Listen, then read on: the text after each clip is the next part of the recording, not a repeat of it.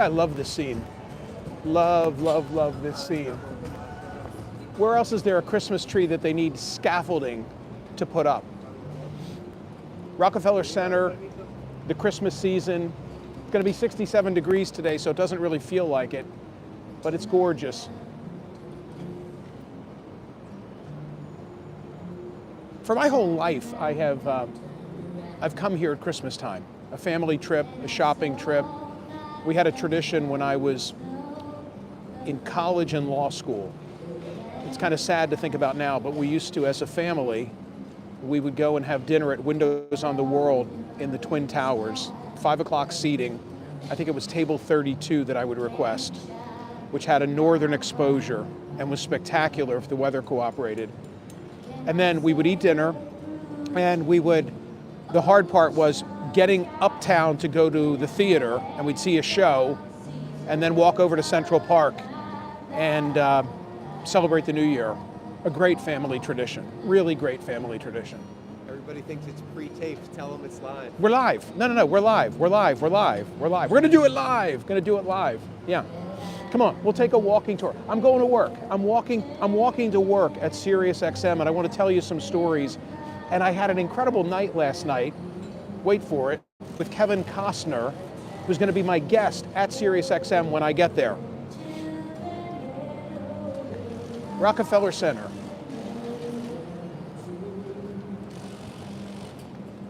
Never ice skated here, but I've done everything else.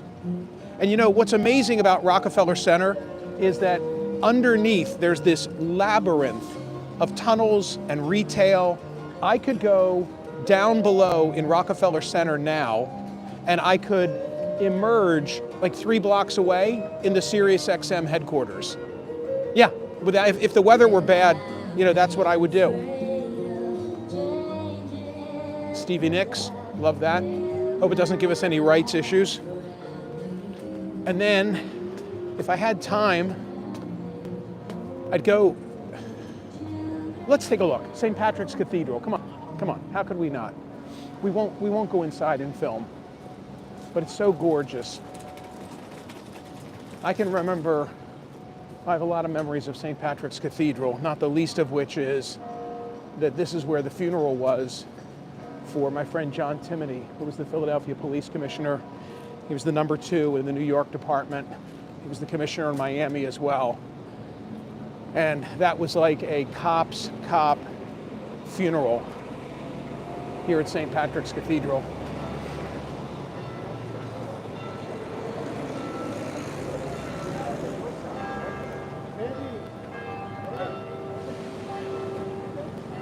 Bells are ringing. I don't know if you can hear the bells ringing. Yeah? Gorgeous. I mean, look at that. Look at the architecture of St. Patrick's.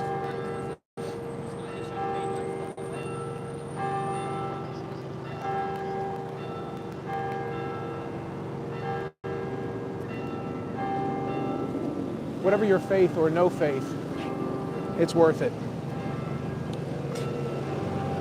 Okay, so we're on 50th. You can see Radio C Music Hall, part of this whole Rockefeller Center complex, is in the distance. Can I thank my friends at Play Gun Lake? I just have to throw this in. Play Gun Lake, thank you so much. Detroit, I think has won 6 of their last games. I want to say that they're 7-1. Play Gun Lake Casino and Sportsbook. When I was in Michigan a couple of weeks ago, and they had this boost available for new users. I was a new user at Play Gun Lake, so I went all in on Detroit to win it all. That's looking like a really smart wager, and not just to have skin in the game, but when you have time to kill, play blackjack, play roulette, play the slots. Just go to Play Gun Lake Casino. It's part of the whole Parks family. You know what I like to say, gambling problem, call 1-800-GAMBLER, but thank you, Play Gun Lake. Go Detroit. Go Detroit. Even though Jared Goff had a lot of INTs last night. But thank you, Play Gun Lake. Okay, Rockefeller Center, great retail. And look, NBC, I have to tell you this story. NBC is here in Rockefeller Center. And for the years that I was doing work for them, most notably guest hosting Hardball for Chris Matthews, this is where I would come. And the funny thing is that it's not far. We're about 3-4 blocks away from Fox News. And I've told these stories on air before, but I had these crazy days where I would do my own radio program in the morning. I was doing Morning Drive. And then I would hustle over to the Fox News building and I would guest host Bill O'Reilly's radio program. And often on the same day, I would come here to NBC Studios and I would guest host Hardball for Chris Matthews. Is that insane? Is that insane? Yeah, check it out. Look at this. And look at this. You know, that iconic image of immigrants. You know, I have to say something. That's all right, go ahead. We're good. I have to say something about this image and the American immigrant experience. I mentioned that Kevin Costner is going to be my in-studio guest today on radio. And last night at a very small screening, with him present, like 20 people, 25 people max, I watched with my wife, with Kevin Costner, Horizon, an American Saga, Chapter 2. Chapter 1 didn't get great reviews. I thought it was terrific. Chapter 2 is going to come out, I think, in the new year. I'll ask him today. I never expected that for this private screening for friends that he was going to stick around. Like, I thought he was going to start the movie and say a few things. The movie's 3 hours long. He stayed. And then he wanted to know what did we think when it was over. But to that iconic beam of the immigrants sitting on it who built this city and built this country, like, I had this epiphany moment watching Costner's part 2 of Horizon, which is, we've all seen Westerns. We're used to movies that are set in the American West, but what's special about Horizon is it tells the collective story of those pioneers who risked everything to go conquer the American West and the challenges that they faced. I just wanted you to see the iconic marquee of Radio City Music Hall. The Christmas Spectacular is playing now, so the Rockettes and that nativity scene, which is just unbelievable. Again, if you ever have the opportunity, especially if you can take your kids, it's a wonderful thing, really wonderful thing. So we're walking south on 6th Avenue, Avenue of the Americas. I'm gonna turn around, PJ, so that I get ahead of you, because I want to say something when we get up here. I'll stop. Yeah, again, underneath here, tunnels, networks. So if you come over here, I just want you to see where we're going. So with the sort of ticker tape in blue, that is the Sirius XM headquarters. You know, Howard broadcasts on a daily basis. I think he's back at his studio now from way the hell up there. And then further south, there's another blue banner on another high rise. That's Fox News, which is kind of funny because this is sort of the center of the media universe.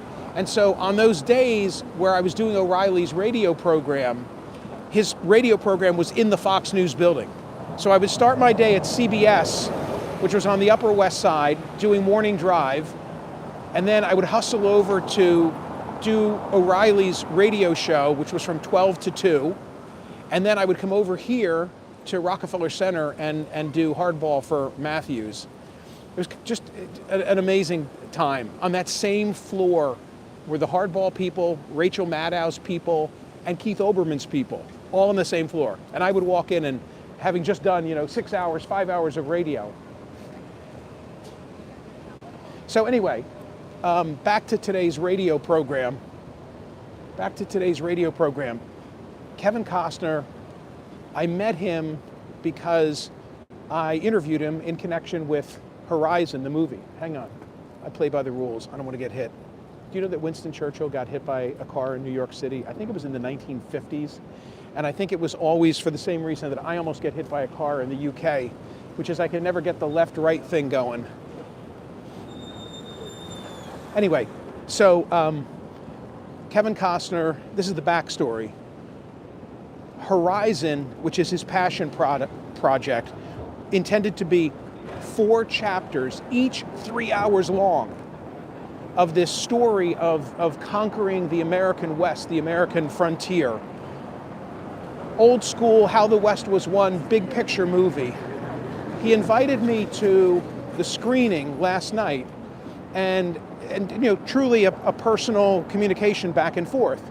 And I said to him, hey, no quid pro quo, but if you're going to be in New York City, because you're going to be there Sunday night screening the movie, I'm going to stay over and I'm going to do my radio show from Sirius XM. Why don't you come be my in-studio guest and we'll talk about the movie? And he said, you're on. We can do this. Now here's the amazing part. So I take a train up from Philadelphia yesterday with my wife, and we get off the train at Madison Square Garden, Penn Station, watch the water, and whoops, went one over. This is where we want to be. But anyway, this is Fox News. Actually, you can see their studio. I didn't mean to come 1 block south. But this is, when they do their exterior shots, that's where they are. And then here, in Avenue of the Americas 1221, is Sirius XM, and as I said, there is NBC. But back to my story. Sorry, is this too long-winded and disjointed, PJ? No? No? You think we're all right? So we get off the train and there's like a billboard, not like a billboard, there was an electronic billboard, and the ad on the billboard was for Yellowstone, the hit TV, arguably the most popular TV show in the nation, because Yellowstone second half season 5 premiered last night, meaning at the time that I was in this screening with Kevin Costner, spoiler alert, the rest of the world was watching Yellowstone. Let me just grab a cup of decaf here, in which his character died. How are you? Can I get a black decaf? Small one? Small one, yeah. How you doing? Good, sir. How are you? Good. So far, so good. I've been good. How you been? You want anything, PJ? No? No sugar, man. Just black. You just fill it up like 2/3 of the way. I don't want to spill it all over myself.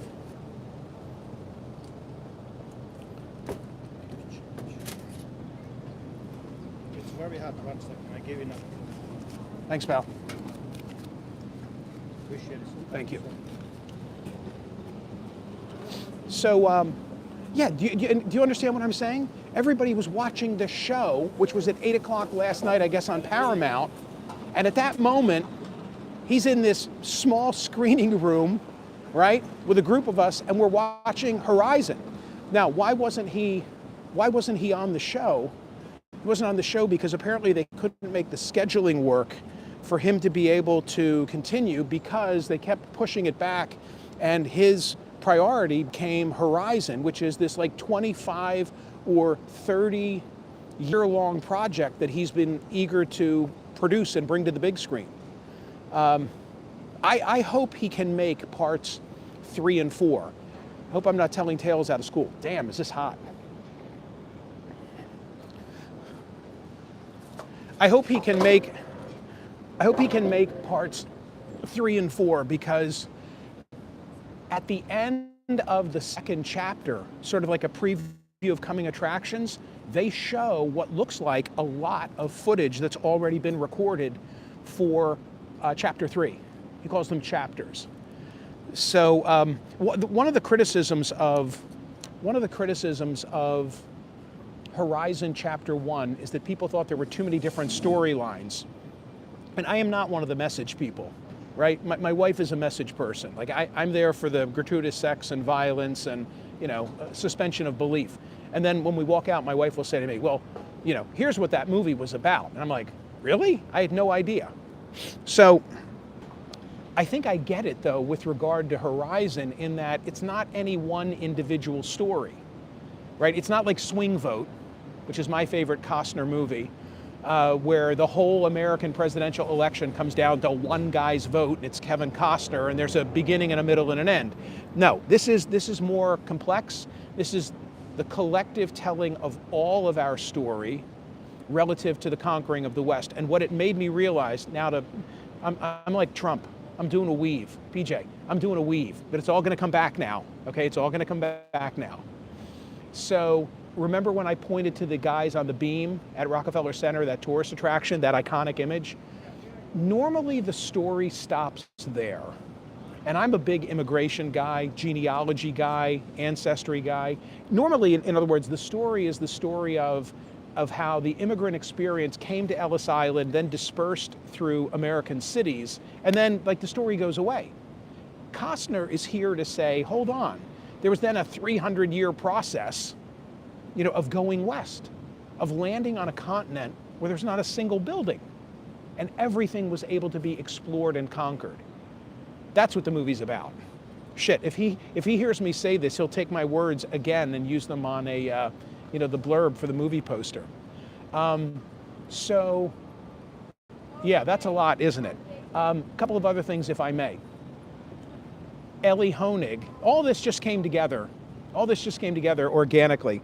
When I knew now that I was going to be in New York for Kevin Costner and for the screening of the movie, I thought this is a great opportunity to bring Ellie into the studio to talk about what's going to happen with Trump and all of these legal cases. They're going to go away, but how are they going to go away? So he'll be on today's program. Looking forward to that. And then Michael Vanderveen and William J. Brennan Jr. are in town, and I happen to know this, and I'm going to bring them to the Costner event, as a matter of fact. Remember, Vanderveen was Trump's lawyer in the first impeachment trial. No, pardon me, second impeachment trial. They're going to be guests of mine today as well. And we're going to talk as well about Fareed Zakaria, kind of picking up on some of what I discussed in my CNN commentary on Saturday, the post-mortem of the Trump loss. And today's poll question at Smerconish.com asks whether you agree with Fareed insofar as Fareed says lawfare played a significant role, and I certainly do. Fareed said it was immigration, lawfare, and also sort of a cultural disconnect. I did a commentary on CNN on Saturday that I'm really proud of, which was my opportunity to try and button up the campaign and explain how did Trump get 50%. He broke 50%, something that I never thought he would do. I'm one of the people who always said that he had a high floor and a low ceiling and that he was capped, and he ended up winning the popular vote and breaking 50%. And I offered my explanation as to how he was able to do that. In part, it ties into Fareed. The more people were told, you can't, you shouldn't, how dare you consider voting for him, the more I think they started to take umbrage and decide, hey, I don't want to be told, for whom I'm going to vote. So we'll do that as well. I always love these Greek coffee cups in New York City. There's a coffee shop that I go to. It's at about 60th or 61st and Madison on the east side, and it's called Beyond. And they have these Greek classic coffee cups. I'm gonna tell you why I love it. The whole place, I could stick my arms out and touch from like the kitchen to the wall. Very narrow and deep. And they've got a counter that's very active, and then they've got tables. And I haven't been in for a while, but the guy who runs it is very boisterous. He's a personality, he's a character, Greek guy. And like if you're finished your meal, he's like, "Yep, let's go, out," because there's such turnover in the place. But no better spot to go for like, what do I get there? Scrambled eggs and onions, toasted plain bagel with cream cheese, and some coffee. And that's my spot. I got a lot of spots around here. I really do. Yeah. I was in a high rise in Philadelphia recently at the top, one of the highest perches in the city of Philadelphia. And I was looking down, had a 360 view. And I was able to look down and see different buildings and different locations. And think of different memories. PJ, someday you should come with me to do that, because people might find interesting. I could point at a building and say, like, in my life, here's what happened in that building. I lived over there. And in Philadelphia, it was amazing how many of these things I remembered. New York, not as many, obviously, but still a lot. Still a lot. I do love this town. I love it. Yeah, so that's it. So I'm going to go into Sirius XM now, and I will. I've got to record today's poll podcast. Looking forward to that. And then I'll be live at 9 a.m. with Ellie Honig. I will be live at 10 a.m. with Kevin Costner. How funny is that? By the way, should I tell my new best friend that my celebrity relationships, they usually don't work out? Should I tell him about Arnold and Sean and Roger? Or would I be blowing it? Like, this could be the beginning of a bromance. You think? What do you think? Should I tell him or not tell him? Tell him? Yeah? I tell him that I went from having cigars at Arnold's house to calls not getting returned and all those other things. And then in the third hour of the program today, Michael Vanderveen and Bill Brennan. So TC will be with me. We'll have a small group of listeners for Kevin. And yeah, looks like I overdressed though. Like, it was chilly here yesterday, but it's warm. It feels like it's like 60 degrees in New York City early in the morning in November. So any questions on there that I should answer? Any reactions that you want to tell me to respond to?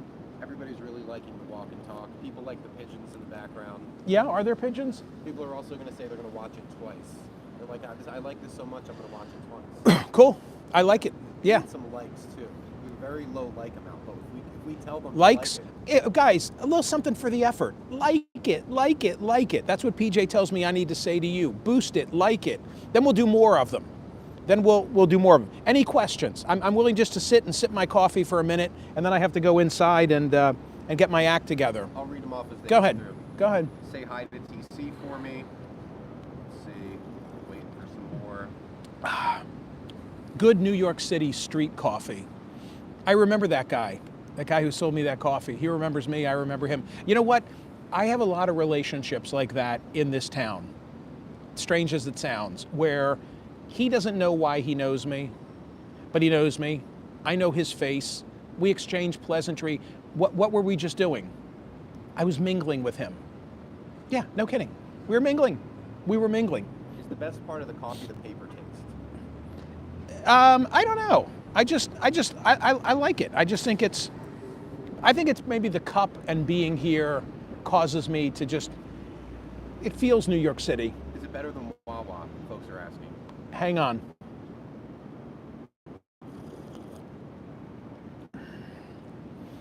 I don't know. Like, come on. Which of your kids is a favorite? Probably have to go with Wawa. I probably have to go with Wawa. Yeah. Yeah. All right. You're not too interactive a group. I can see. I can tell. I best go to work anyway.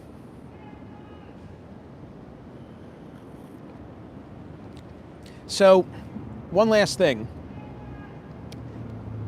Kevin wants to talk about Horizon. I want to talk about Horizon. I have to ask about Yellowstone, right? I have to. I mean, I'd be derelict in my duty because I don't think he's done any interviews. How could he have? It just happened last night. So this may be the first time that he speaks. What does he think of the way they dealt with his character, Governor Dutton? I love the show. I love the show. Love it. Love it, love it, love it. All right, come on. I got to get to work. See you, gang.